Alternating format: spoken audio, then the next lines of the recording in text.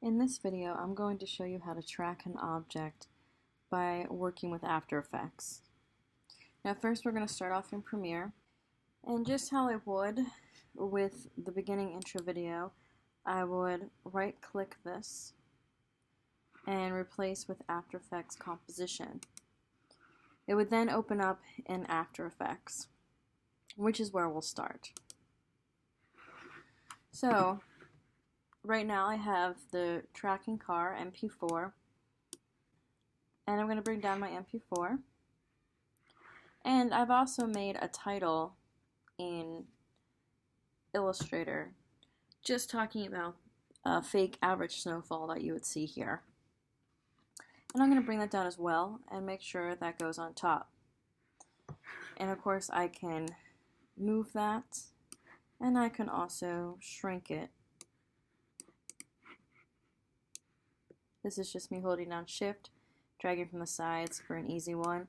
Now I will admit this isn't the easiest to read, so that's experimentation, and I picked a very busy scene and also one where the car is moving in and out, so it is a little bit more difficult and the tracking is a little bit shaky and jaggy, but I want to show you how far you can take the tracking and how easy it might be if it was more of a clear open situation with a perfectly clear target, sort of like a ship moving in the water or a plane throughout the air, or one certain car that's not surrounded by other cars or knocked out by trees.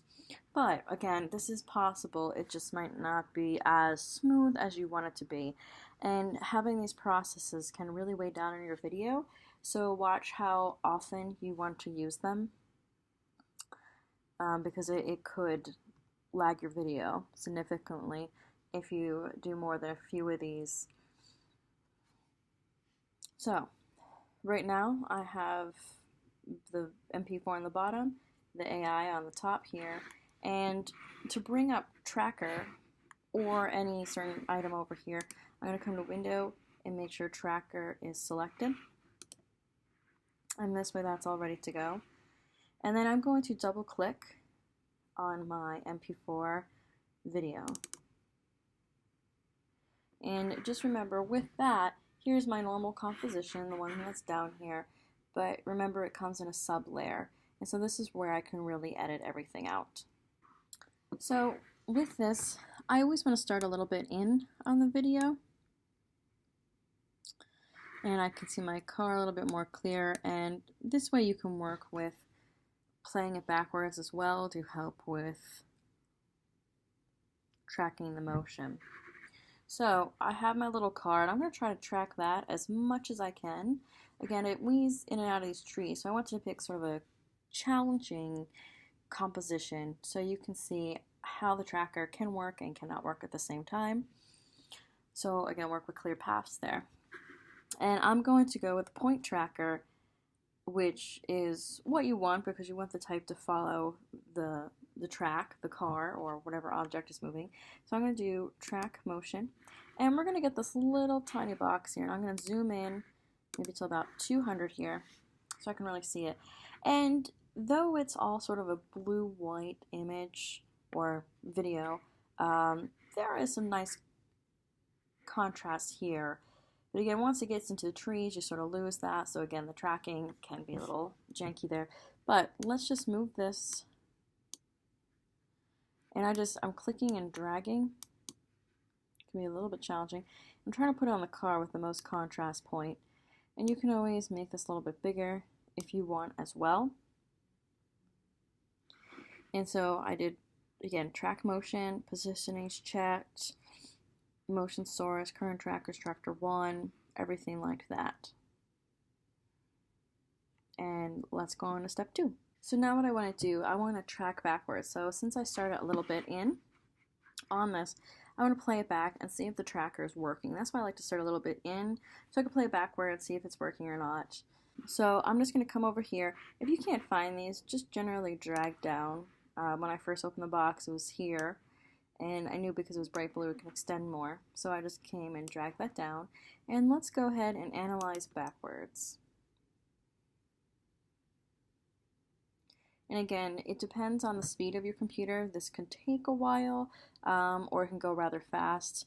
It's really trying to absorb that information, and you see those trees are going into the car a little bit, so it might have a more challenging time to make sure that I can stay with the car.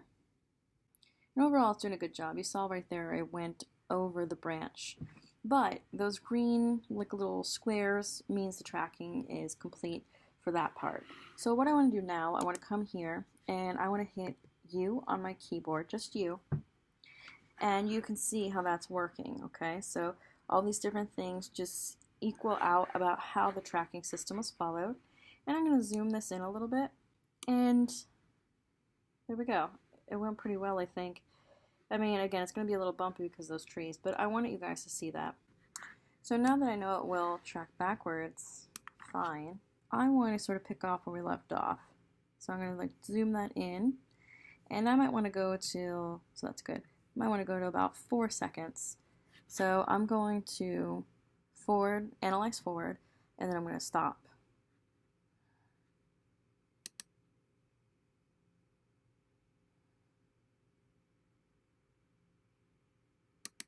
Okay. And then again, you can analyze as long as you like, but I just want 4 seconds. I didn't want to really kill my computer this time around. And now what I want to do, I want to go up to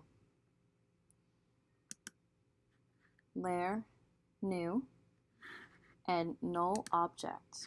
And that's going to go right underneath your AI file. And if you want to, you can right click and rename and do parent, because we're going to do a parent-child sort of combination here where we're going to work with the pick whip. Alright, so now what I want to do, I want to come over here, click that, and then I'm going to come back over here to my tracker and edit target, and we're going to do parent and push OK. And the major thing here is that we want to make sure that we're in the very beginning of our tracking, and then we could hit apply. And we do want to apply to X and Y. And then so you see that very faint box. Let me see if I can make it bigger. There we go. That's your null object. So there's my null.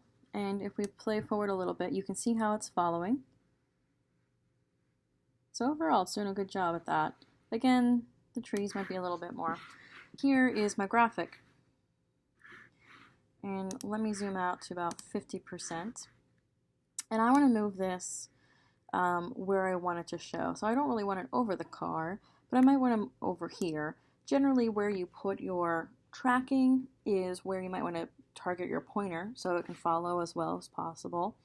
But I'll try to keep it over to the side if possible there. And then we're going to parent and link. That's why we call this parent, just to make it a little bit more simpler in remembering to actually pick whip it. And we're going to take this one, parent pick whip, and we're just going to put it to the parent so we can remember that. So let's play. Going to give it a little bit time to load, but overall it's doing a good job. So you can see where it's rested in sort of in the null area.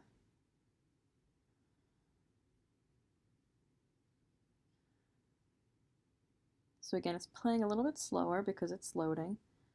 But so after this part, there it just sort of gets, off and distracted, but I didn't go that far with any of my tools, so that completely makes sense. So that's where you can just lower the opacity, like clean it off like that, 100 to a 0. But overall, it's doing a good job, even through the trees.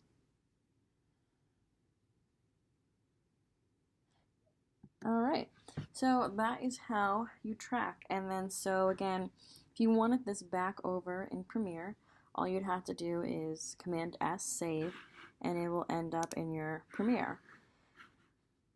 So I've already done a demo of this. Now this is really heavy right now, but remember this is red. Go ahead and click return or enter on this. It'll turn green. It will take a little bit to load, but it should play at normal speed then. But that is how you use the tracking in After Effects, and again, that's how you bring those videos back into Premiere. And don't forget that with this, when you're in After Effects, you don't necessarily have to make your graph in Illustrator or even Photoshop. Though I wouldn't use Photoshop for this necessarily. You can make it right inside the program. Might be a little bit different, but it should work. And then also think about, you can look up different counting processes for numbers. So if you want an action to go along with the movement, go ahead and try that out if you want to. I believe I have videos for counting down numbers and some coding to go along with that. So you can work with that process if you want to as well. So there you go. Again, tracking information. So you don't necessarily need a pointing mechanism like this. You could just have numbers float along. You can have it sideways as well. That's really up to you how you want that to move. But that's how it generally works.